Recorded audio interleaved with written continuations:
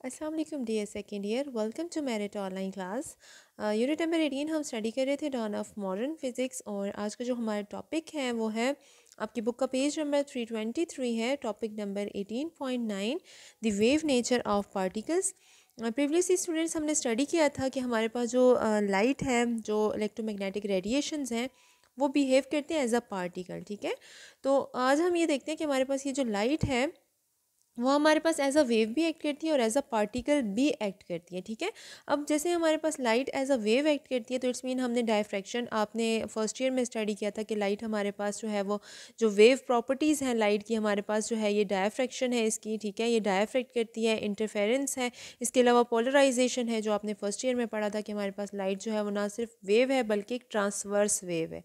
ठीक है, तो इससे ये कन्फर्म होता है कि हमारे पास जो लाइट है वो जो हमारे पास इलेक्ट्रोमैग्नेटिक रेडिएशंस हैं वो हमारे पास क्या है, एज अ वेव भी एक्ट करती हैं। ठीक है, इसके अलावा पार्टिकल नेचर में अगर हम देखें तो प्रीवियस इसी चैप्टर के में हम लोगों ने ये स्टडी किया था कि हमारे पास ये जो इलेक्ट्रोमैग्नेटिक रेडिएशंस हैं, ये जो फोटोन है एज अ पार्टिकल एक्ट करते हैं। हमने फोटो इलेक्ट्रिक इफेक्ट पढ़ा जिसमें हमने ये देखा कि हमारे पास कोई भी जो है वो एक मेटल सरफेस है जिस पे आके फोटोन जो है वो आके हम स्ट्राइक करते हैं तो फोटोन अपना मोमेंटम ट्रांसफ़र करते हैं। ठीक है, जब वो मोमेंटम ट्रांसफ़र करते हैं तो एज अ रिज़ल्ट इलेक्ट्रॉन जो है वो मेटल सरफेस से इजेक्ट होते हैं और ये जो प्रॉपर्टी है ये पार्टिकल प्रॉपर्टी है। तो इट्स मीन हमारे पास ये जो फोटोन है एज अ पार्टिकल एक्ट करता है। ठीक है, नेक्स्ट कॉम्पटन इफेक्ट हमने ये पढ़ा, हमने देखा कि अगर हम क्या करें कि एक्सरे फोटोन को जो है वो एक स्टेशनरी इलेक्ट्रॉन पे जो है वो स्ट्राइक करवाएं उससे, तो वो क्या कर देते हैं, उसको स्कैटर्ड कर देते हैं। और स्कैटर्ड करने का मतलब यही था हमारे पास कि फोटोन जो है वो एज अ पार्टिकल एक्ट कर रहा है।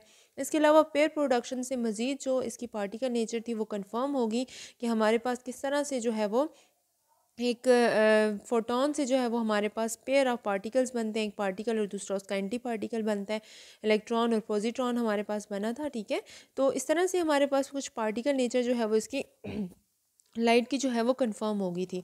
तो इस तरह से हम कहते हैं कि लाइट हमारे पास जो है वो वेव एज अ वेव भी एक्ट करती है, एज अ पार्टिकल भी एक्ट करती है। अब हम यहाँ पर स्टूडेंट्स कुछ सिमिलैरिटीज़ देख लेते हैं और कुछ डिफरेंसेस देख लेते हैं आपके पास वेव और पार्टिकल में, कि वेव और पार्टिकल में क्या सिमिलैरिटीज़ हैं और क्या हमारे पास जो है वो डिफरेंसेस हैं। हम यहाँ पे उनका कंपैरिजन करते हैं वेव और पार्टिकल का। ठीक है, वेव और पार्टिकल का हम जो है वो कंपैरिजन यहाँ पे करते हैं। तो पहला हमारे पास देखिए सिमिलैरिटीज़ में देखें अगर आपके पास, तो जो हमारे पास पार्टिकल हैं और जो वेव्स हैं वो हमारे पास दोनों एनर्जी और मोमेंटम पोजेस करते हैं। ठीक है, both possesses energy and momentum, कि हम ये कह सकते हैं कि हमारे पास जो वेव्स हैं वो भी एनर्जी पोजेस करते हैं और जो हमारे पास पार्टिकल्स हैं वो भी एनर्जी पोजेस करते हैं। इसी तरह से हमारे पास वेव्स भी जो है वो मोमेंटम पोजेस करती हैं और पार्टिकल्स भी मोमेंटम पोजेस करते हैं। ये आपको पता है, आप फर्स्ट ईयर में पढ़ते आ चुके हो। ठीक है, इसके अलावा हम कहते हैं both can reflect and refract. आपके पास जो वेव्स हैं वो भी रिफ्लेक्ट हो सकती हैं। ठीक है, बाउंस बैक होती हैं, आपके पास पार्टिकल्स भी रिफ्लेक्ट हो सकते हैं, बाउंस बैक हो सकते हैं, रिफ्रैक्ट भी आपके पास हो सकती हैं, लाइट भी रिफ्रैक्ट हो सकती है आपके पास। इसके अलावा पार्टिकल्स भी, अगर रेयर टू डेंसर मीडियम जो कि आप पढ़ते आ चुके हो, तो उसमें भी हमारे पास रिफ्रैक्शन होता है। तो इट्स मीन हमारे पास ये जो है वो इनकी सिमिलैरिटीज़ में आ जाता है कि ये जो दोनों जितनी जो प्रॉपर्टीज़ मैंने बताई हैं वो वेव्स में भी होती हैं और पार्टिकल्स में भी होती हैं। अब हम डिफरेंसेस पे आ जाते हैं कि हमारे पास ये जो पार्टिकल्स में और हमारे पास वेव्स में जो है वो क्या डिफरेंसेस हैं। तो पहला डिफरेंस हमारे पास ये है कि पार्टिकल जो है हमारे पास मैस और चार्ज पोजेस करते हैं। आपके पास जितने भी पार्टिकल्स हैं वो मैस और चार्ज पोजेस करते हैं। ठीक है, आपके पास पार्टिकल का मैस भी होता है, उन पे चार्ज भी होता है, लेकिन जो वेव्स होती हैं वो ये नहीं करती, ना वेव्स के मैस पोजेस करती हैं और ना जो है वो चार्ज पोजेस करती हैं, बल्कि ये फ्रीक्वेंसी जो है, वेवलेंथ, और ये जो है वो हमारे पास पोजेस करती है। ठीक है, तो हम पहला पॉइंट ये कहते हैं डिफरेंसेस में हम ये कहते हैं that particle possesses mass, charge, waves do not. ठीक है, सेकेंड हमारे पास ये आ जाता है that particles are localised, waves are not. आपके पास जो पार्टिकल्स हैं वो लोकलाइज्ड होते हैं लेकिन वेव्स नहीं होती। तो यहाँ पे मैं आपको एक एग्जांपल से बता सकती हूँ कि फॉर एग्जांपल आप हैं, ठीक है, आप खड़े हैं फॉर एग्जांपल यहाँ तो आप कंसिडर करें कि ये कोई भी एक पर्सन जो है वो खड़ा है, वो कुछ भी बोल रहा है, ठीक है, जिस तरह से कोई भी वो जो है वो बोल रहा है, तो वो जो भी बोल रहा है उसका साउंड जो है वो चारों डायरेक्शंस में जो है वो सुनाई देगा, उसका जो साउंड है वो चारों डायरेक्शंस में स्प्रेड होगा। फॉर एग्जांपल, मैं बोल रही हूँ तो मेरा जो साउंड है वो किसी स्पेसिफिक डायरेक्शन में मूव नहीं कर रहा, बल्कि चारों डायरेक्शंस में क्या कर रहा है, स्प्रेड हो रहा है। लेकिन यहाँ पे ये जो आप खड़े हैं या कोई भी पर्सन खड़ा है, ये तो पार्टिकल है ना, पार्टिकल तो अपनी जगह पे खड़ा है, मतलब पार्टिकल की तो एक स्पेसिफिक पोजीशन है जो वहाँ जो लोकलाइज्ड है, ठीक है। पार्टिकल यहाँ पे खड़ा है, वो तो चारों डायरेक्शंस में वो कहीं भी मूव नहीं कर रहा, वो एक ही जगह पे खड़ा है। लेकिन देखिए जो साउंड है हमारे पास, जो वेव्स की फॉर्म में जो है वो मूव कर रहा है, तो वो हमारे पास चारों डायरेक्शंस में क्या कर रहा है, स्प्रेड हो रहा है। तो इट्स मीन हमारे पास जो पार्टिकल्स हैं वो लोकलाइज्ड होते हैं। अगर पार्टिकल्स जो है वो लोकलाइज्ड ना होते, देखिए आप यहाँ पर होते कहीं हो, यहाँ पर भी पाए जाते, यहाँ पर भी होते, यहाँ पर भी, तो यहाँ पे जो पार्टिकल है वो लोकलाइज्ड है, लेकिन जो वेव्स हैं वो लोकलाइज्ड नहीं होती, ठीक है।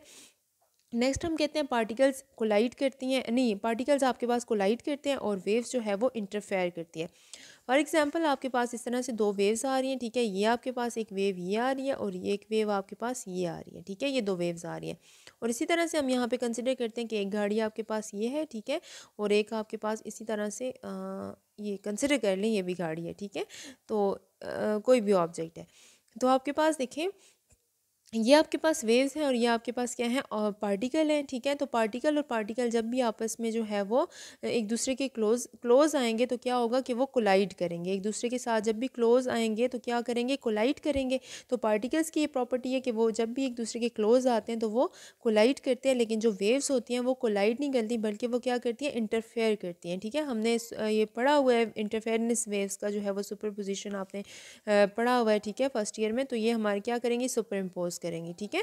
तो हमारे पास वेव्स जो है वो इंटरफेयर करती हैं, ठीक है, और वो कंस्ट्रक्टिव भी होता है, डिस्ट्रक्टिव भी होता है, ये आप पढ़ चुके हो। और जबकि पार्टिकल्स क्या करते हैं, वो एक दूसरे के साथ कोलाइड करते हैं। तो ये कुछ सिमिलरिटीज़ और कुछ डिफरेंसेस थे वेव्स और पार्टिकल्स के बीच में। नेक्स्ट देखें, अगर हम फोटोन की बात करें तो फोटोन हमारे पास क्या है, एक ऐसा पार्टिकल जो है वो हम अभी प्रीवियस टॉपिक्स में, जैसा कि मैंने आपको बताया, फोटो इलेक्ट्रिक इफेक्ट के बारे में बताया, कॉम्पटन इफेक्ट के बारे में बताया, ठीक है, इन सब में हमने ये देखा, पेयर प्रोडक्शन में हमने ये देखा कि जो फोटोन था वो हमारे पास एज अ पार्टिकल जो है वो बिहेव करता था। लेकिन इसके साथ हम ये भी कह सकते हैं कि हमारे पास ये जो फोटोन है वो इलेक्ट्रोमैग्नेटिक रेडिएशन है, ठीक है। और इलेक्ट्रोमैग्नेटिक रेडिएशन, जैसा कि हम ये कह चुके हैं कि हमारे पास जाहिर सी बात है उसकी कुछ ना कुछ वेव नेचर होगी। तो जो हमारा टॉपिक है वो हमारा टॉपिक ही ये है कि हमने वेव नेचर ऑफ पार्टिकल देखनी है, कि हमारे पास किसी पार्टिकल की जो वेव नेचर होती है वो क्या होती है।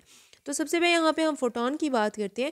फोटोन का मोमेंटम स्टूडेंट्स मैंने आपको प्रीवियस टॉपिक में ड्राइव करवाया था कि हमारे पास जो फोटोन का मोमेंटम होता है वो p is equals to h divided by lambda होता है, where h is the Planck's constant and lambda is the wavelength, p is the momentum, ठीक है।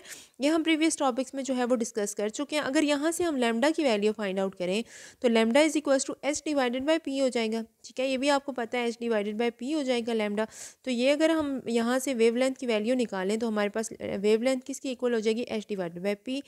लेकिन अगर हम पार्टिकल की बात करें तो पार्टिकल हमारे पास वो पार्टिकल जिसका मैस m होता है और वेलोसिटी v होती है। तो आप पढ़ते आ चुके हो कि अगर किसी भी पार्टिकल का मैस m हो और वेलोसिटी v हो तो उसका जो मोमेंटम होता है वो product of mass into velocity होता है। तो p इज इक्वल्स टू क्या हो जाएगा, mv हो जाएगा, ठीक है। फॉर पार्टिकल हमारे पास जो है वो मोमेंटम क्या हो जाएगा, mv हो जाएगा।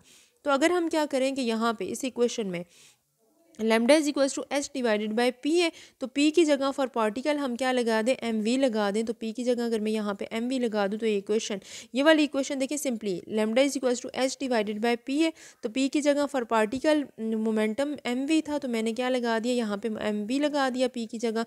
तो लैम्डा किसकी इक्वल हो गया, h divided by m v के इक्वल हो गया, ठीक है। तो यहाँ से अगर आप देखें तो हमारे पास ये जो वेव लेंथ है, देखिए ये डिपेंड करती है, सबसे पहले तो प्लैंक्स कांस्टेंट आपके पास जिसकी वो तो कांस्टेंट है, उसकी वैल्यू तो सबके लिए सेम होगी।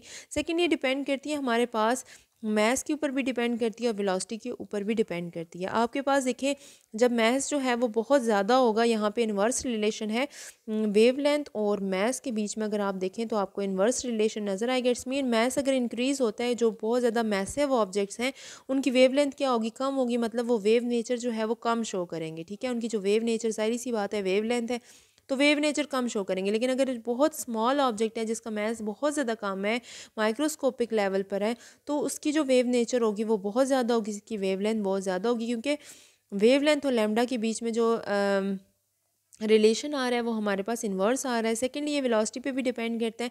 यहाँ पे हम आपकी बुक में 2 जो है वो एग्जांपल्स हैं, हम उनको अभी डिस्कस कर लेते हैं, ठीक है। सबसे पहले हम वेव नेचर देखते हैं क्रिकेट बॉल की, ठीक है।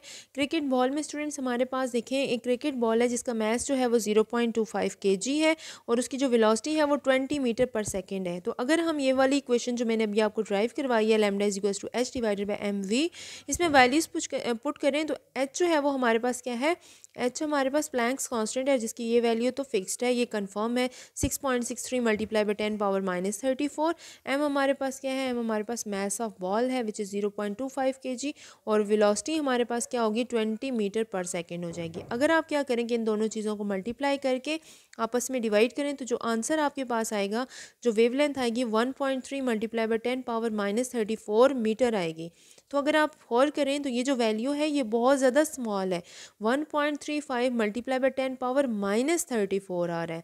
तो देखिए -34 आपके पास जब किसी चीज़ की पावर इतनी ज़्यादा माइनस में आ जाती है तो इट्स मीन वो वैल्यू आपके पास बहुत ज़्यादा स्मॉल होती है। तो लैम्डा यहाँ पे जो आ रहा है वो बहुत ज़्यादा कम है, तो इसलिए हमारे पास ये जो क्रिकेट बॉल होगी वो बहुत ज़्यादा कम वेव नेचर शो करेगी और ज़्यादा उसकी जो नेचर होगी वो पार्टिकल नेचर शो करेगी।